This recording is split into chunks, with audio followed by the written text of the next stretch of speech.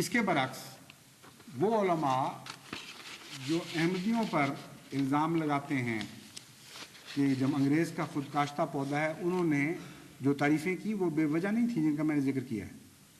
ان تعریفوں کے نتیجے میں جاگیریں ملی ہیں ان کو. چنانچہ مولوی محمد حسین صاحب بٹالوی کو انگریز کی خوشامد کے نتیجے میں 4 مربع زمین الاٹ ہوئی اور 1 انچ بھی نہ خاندان حضرت مسیح موعود علیہ السلام کو زمین ملی، نہ جماعت احمدیہ کے اوپر انگریز نے کسی رنگ میں کوئی احسان کیا. 1 کوڑی بھی ثابت نہیں کر سکتا ساری دنیا میں کوئی انسان کہ جماعت احمدیہ پر انگریز نے خرچی ہو یا خاندان مسیح موعود علیہ السلام کے اوپر انگریز نے صرف کی یا کوئی خطاب دیا ہو ان کو. جبکہ علامہ اقبال سر بن گئے، علماء ان کے بڑے بڑے خطابات سے نوازے گئے اور جائیدادیں حاصل کرتے رہے، مراعات حاصل کرتے رہے، انگریزوں سے تنخواہیں حاصل کرتے رہے، اور یہ سارے انگریز کے دشمن اور مجاہد اول تھے. اور حضرت مسیح موعود علیہ السلام اور آپ کی جماعت جو کلیتاً خدا کی خاطر انتہائی قربانیاں کرتے ہوئے اپنے ریسورسز پر، اپنے اموال پر انحصار کر رہی ہے جو خدا کی خاطر پیش کرتی ہے. ایک آنا بھی کبھی کسی حکومت سے اس نے حاصل نہیں کیا. یہ انگریز کا خود کاشتہ پودا ہے. لیکن حقیقت حال چھپی تو نہیں رہتی. اللہ تعالیٰ نے خود انہی کی زبانوں سے اپنے متعلق یہی الفاظ استعمال کروا دیے، اور اپنے فرقوں کے متعلق، وہاں تو جماعت کے متعلق کوئی ذکر نہیں ہے، اپنے ہی فرقوں کے متعلق انہوں نے ایک دوسرے کے متعلق یہی محاورہ استعمال کرنا شروع کیا. چنانچہ عجیب خدا کی طرف سے انتقام ہے کہ چٹان لاہور 15 اکتوبر 1963 بریلویوں کے متعلق لکھتا ہے کہ انگریز کے اولو الامر ہونے کا اعلان کیا اور فتویٰ دیا کہ ہندوستان دارالسلام ہے. انگریز کا یہ خود کاشتہ پودا کچھ دنوں بعد ایک مذہبی تحریک بن گیا. اب بتائیے کچھ شک شبہ ہے کہ یہ ذاتی بات ہو رہی ہے، یہ ایک جماعت کی بات ہو رہی ہے؟ اور اس کا جواب سنیے. ایڈیٹر صاحب طوفان نے 1963 میں 7 نومبر میں یہ لکھا کہ انگریزوں نے بڑی ہوشیاری اور چلاکی کے ساتھ تحریک نجدیت کا پودا، یعنی اہل حدیث کا، یہ وہابی تحریک جس کو کہتے ہیں، تحریک نجدیت کہتے ہیں، یہ وہی ہے، تحریک نجدیت کا پودا ہندوستان میں بھی کاشت کیا اور پھر اسے اپنے ہاتھ سے ہی پروان چڑھایا. ایک اور خود کاشتہ پودا نمودار ہو گیا. لیکن جہاں تک الزام تراشی کا تعلق ہے، یہ تو کوئی دلیل نہیں ہے. جس طرح ہمارے خلاف الزام تراشی کرتے ہیں تو ہم اس کو دلیل نہیں سمجھتے، اسی طرح ان کا ایک دوسرے کو کہنا یہ بھی بے ایمانی ہے ہمارے نزدیک. ہم اسے کچھ بھی ثابت شدہ نہیں سمجھتے. لیکن جو تاریخی واقعات ہیں ان کی اپنی ایک زبان ہے، وہ اگر کچھ بولیں تو وہ یقیناً سننا پڑے گا. یہ دیوبندی فرقے کا جو ندوۃ العلماء ہے، اس کے متعلق تاریخی حقائق سے ثابت ہے کہ انگریزوں نے اسے قائم کیا تھا. انگریز ان کو مشاہرے دیتے رہے اور انگریزی مشاہروں کے اوپر یہ مولوی پلے ہیں جو آج انگریز کے دشمن مجاہد اول کہلا رہے ہیں. اور اس کی ندوۃ العلماء کی بنیاد بھی انگریز ہی نے رکھی. چنانچہ الندوہ ان کا اپنا رسالہ ہے، کسی غیر ندوی کا رسالہ نہیں ہے. دسمبر 1908 کے صفحہ 4 پر رقم تراز ہے. 28 نومبر 1908 کو دارالعلوم ندوۃ العلماء کا سنگ بنیاد ہز آنر لیفٹیننٹ گورنر بہادر ممالک متحدہ، یعنی گورنر بہادر ممالک متحدہ سر جان اسکاٹ، آگے تلفظ نہیں پڑھا جاتا، یہ ہیوس ہے یا ہیوس جو بھی ہے، KCSI نے رکھا سنگ بنیاد. اب یہ ذکر کرنے کے بعد اب اگلا حصہ جو ہے وہ قابل غور ہے.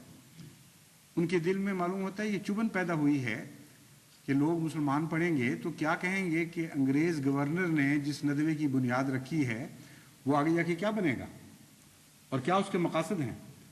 تو ایک نہایت ہی خطرناک بات کہی ہے اور اس سے بالکل نہیں وہ شرمائے.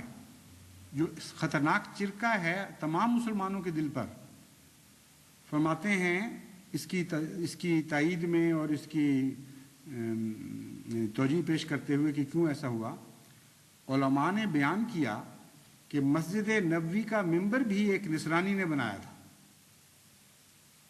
چونکہ نعوذ باللہ من ذالک ان کے نزدیک مسجد نبوی کے ممبر بھی نصرانی بناتے رہے ہیں، اس لیے ندوے کی بھی اگر تعمیر نصرانی نے کر دی تو کیا فرق پڑتا ہے۔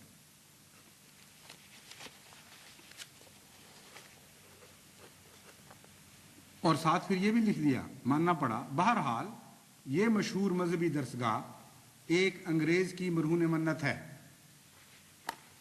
دیکھ لیجئے خود کاشتہ پودا کس طرح بولتا ہے پھر کہ میں ہوں خود کاشتہ پودا۔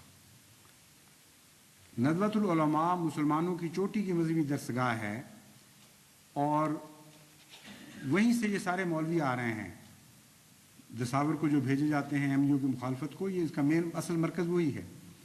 پاکستان میں جو اس وقت اسلام یعنی ایک اسلام کی چھاپ لگائی جا رہی ہے، اس میں دراصل یہی نجدی فرقہ ہے جس کو اوپر لایا جا رہا ہے، اور یہی وہ گروہ ہے جو ندوہ سے بھی تعلق رکھتا ہے اور اہل حدیث بھی کہلاتا ہے، یعنی ہیں دو الگ الگ فرقے لیکن عملاً بنیادی طور پر ایک ہیں۔ ندوہ جلد 5 جولائی 1908 ہی میں کھل کر یہ بات سامنے رکھتا ہے کہ اس کے مقاصد کیا ہیں۔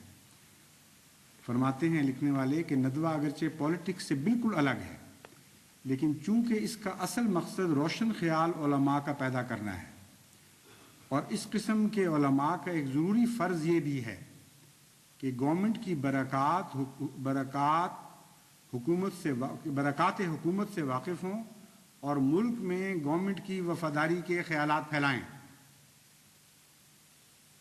یہ ہے جو انگریزی میں کہتے ہیں نا cat is out of the bag, کہ بلی تھیلے سے باہر آ گئی۔ تو یہ ان کی حالت ہے، کسے جھوٹ اور مکر کے ساتھ حضرت مسیح موعود علیہ السلام پر اور جماعت احمدیہ پہ حملے کرتے ہیں، اور اپنا اندرونہ جو اپنے ہاتھوں سے تسلیم کیا ہے، مقاصد کیا ہیں، کس نے بنیاد رکھی، یہ سارے ثبوت تاریخی طور پر موجود ہیں۔ کسی احمدی کا اس میں کوئی دخل نہیں، کوئی رائے قائم کرنے کی ضرورت نہیں ہے۔ اور یہ بھی ایک تاریخی حقیقت ہے کہ تحریک نجدیت جس کو کہا جاتا ہے، اس میں مسلسل انگریز کی حمایت حاصل رہی ہے ان کو۔ وہ معاہدے تاریخ کی کتب میں چھپے ہوئے موجود ہیں، یہاں آپ کی لائبریریوں میں انگلستان کی لنڈن کی لائبریریوں میں موجود ہیں اصل تحریرات، اور اس میں آپ ملاحظہ کر سکتے ہیں کہ باقاعدہ انگریزوں نے معاہدہ کر کے اہل حدیث کی تحریک، وہابی تحریک اور موجودہ سربراہ حکومت کا آپس میں ایک تعلق قائم کروایا اور ایک موومنٹ چلوائی جہاد کی، انگریز کے خلاف نہیں۔ وہ تو انگریز سربراہ تھا اس کا، ان کو رائفلیں بھی دے رہا تھا، ان کو 5000 پاؤنڈ سالانہ کی مدد بھی دے رہا تھا۔ کس کے خلاف وہ موومنٹ چلائی تھی جہاد کی؟ ترکی حکومت کے خلاف، ترک کی مسلمان حکومت کے خلاف۔ اور اس طرح یہ تحریک نجدیت انگریز کی حمایت میں نافذ وہاں بھی کی گئی، اور پھر ہندوستان میں بھی اس کا پودا لگایا گیا، اور یہی ہے جو آج سارے پاکستان پر قابض ہونے کی خواب دیکھ رہی ہے۔ یہی تحریک ہے جو کبھی بریلویوں کو بھی کہہ دیتی ہے انگریز کا خود کاشتہ پودا، کبھی ایم یو کو کہہ دیتی ہے، کبھی شیعوں کے پیچھے پڑ جاتی ہے، اور اس وقت ایک سازش کے تابع، مغربی طاقتوں ہی کی سازش کے تابع پاکستانی فوج کے ذریعے اسے پاکستان میں ہمیشہ کے لیے مسلط کیا جا رہا ہے، اور عام سادہ والا مسلمان سمجھ نہیں رہے کہ ان کے ساتھ ہو کیا رہا ہے۔ وہی کڑیاں ہیں ساری جو ملتی چلی جا رہی ہیں، جو کل انگریز کا پودا تھے وہ آج بھی انگریز کا پودا ہے، جن کا کل انگریز سے کوئی تعلق نہیں تھا آج بھی ان کا کوئی تعلق نہیں ہے۔ اس لیے یہ پاکستان کے عوام کو سمجھانے کی ضرورت ہے کہ جماعت احمدیہ کی حیثیت کی حقیقت کیا ہے، اس کو دیکھیں تو صحیح۔ یک طرفہ جھوٹے الزامات کو اگر آپ تسلیم کریں گے تو انہوں نے تو پھر کسی کو بھی نہیں چھوڑا۔ صرف تاریخی حقائق تک اگر محدود رہیں تو تاریخی حقائق واضح طور پر کھلے الفاظ میں یہ بتا رہے ہیں کہ اگر انگریز کا خود کاشتہ پودا کوئی ہے آج دنیا میں تو وہ دیوبندی اور اہل حدیث ہیں۔ یعنی اہل حدیث سارے نہیں، پہلے سے اہل حدیث چلے آ رہے ہیں،